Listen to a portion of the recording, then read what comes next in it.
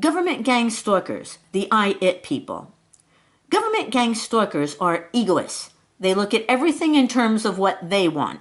Government gang stalking is all about they're trying to impose their views on other people through a reign of intimidation and terror. They are gigantic hypocrites who wave the flag and then trash the Bill of Rights, the Constitution, which is what makes America different from other countries. The three main words in the vocabulary of government gang stalkers are must, should, ought. They are all about trying to impose their will on reality. Government gang stalkers are inauthentic people. They are outer-directed, doing what authorities tell them is appropriate, obeying rules others have set for them, in the process, forfeiting their responsibility for their own life. They take over the explanation of things of their society without thinking things out for themselves. They say what authorities tell them they are supposed to say, act as their society tells them they should act, and value what their society holds up as values, all without much thought.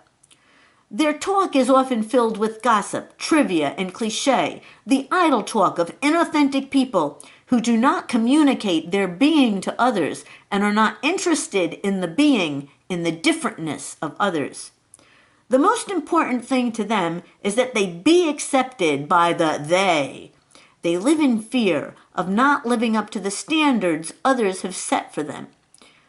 They have strong needs to feel wanted, appreciated, desired, loved, accepted, welcomed, and they sell their souls to get those needs met. Ironically, alongside their self-effacing trends are narcissistic trends. They are often perfectionistic.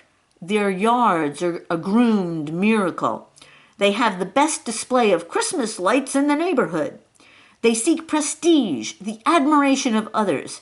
When that admiration isn't forthcoming, they often feel humiliated. These other-directed people live in a fog, not sure of what they believe. Lost is the spontaneity of an authentic self. What they lack is individuality, a center in themselves that tells them who they are, what they really think and feel and value, apart from what others think and feel and value. What government gang stalkers lack is autonomy, the ability to determine their own behavior regardless of the emotional pressure exerted by others. They can't separate their emotional system from their intellectual system. They are molded and changed by others. They buckle under pressure for conformity. They feel anxious when trying to function on their own as separate, autonomous individuals.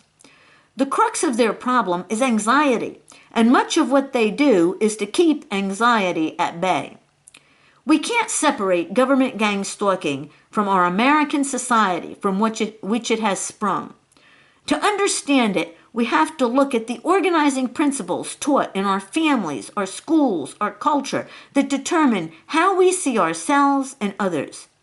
What people do, how they act, reflects the meaning events and situations have for us based on previous relational experience in families, in schools, in our institutions. Government gang stalkers will only change when the gang stalkers arrive at new organizing principles for structuring their experience. And that will only happen when new intersubjective contexts where ideas of what is acceptable and what is unacceptable are changed. We need to create institutions where people's thinking comes from their own mental activity rather than regurgitating thoughts they've heard, where people's feelings are the result of their own spontaneous evaluation of situations, not feelings one learned is appropriate to the situation. We need institutions not based on domination and submission, where people find their rootedness in their own unique nature and learn to rely on their own consciences, not outer authority, to make decisions.